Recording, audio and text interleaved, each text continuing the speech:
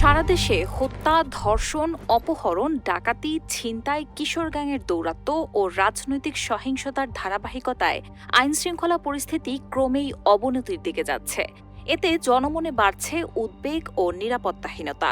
সরকারি পক্ষ থেকে পরিস্থিতি নিয়ন্ত্রণে থাকার দাবি করা হলেও বাস্তব চিত্র যেন তার পুরোই উল্টোটা।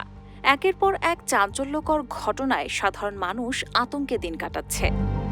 রাজধানী সহ বিভিন্ন এলাকায় অপরাধের বিস্তার নিয়ে ক্ষোভ ঝরছে সাধারণ মানুষের কণ্ঠে। একটি সূত্র বলছে, গত 7 দিনেই সারা দেশে অন্তত 50টি হত্যাকাণ্ড ঘটেছে। রাজধানীর নিউ মার্কেটে প্রকাশ্যে গুলি করে শীর্ষ সন্ত্রাসী খন্দকার নাঈম আহমেদ টিটনকে হত্যার ঘটনা টার্গেট কিলিংয়ের শঙ্কা জোরালো করেছে।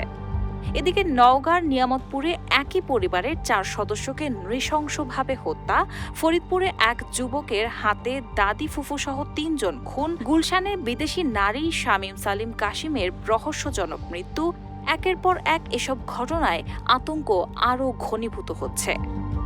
চট্টগ্রাম থেকে কুমিল্লা ফেরার পথে কাস্টমস কর্মকর্তা বুলেট বৈরাগীকে ছিনতাইকারীদের হাতে নিহত হওয়ার ঘটনাও নাড়া দিয়েছে জনমনে।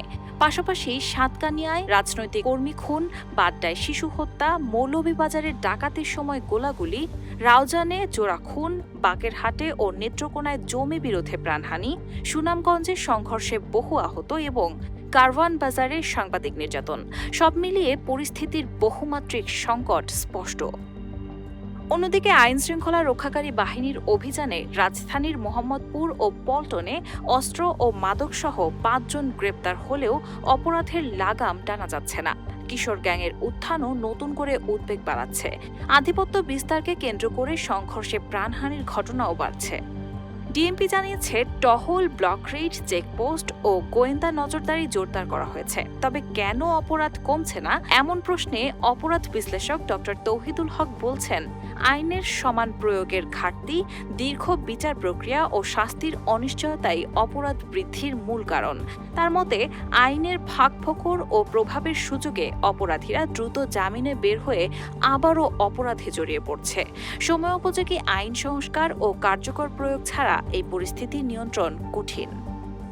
রাহানা হক মুন, RTNN।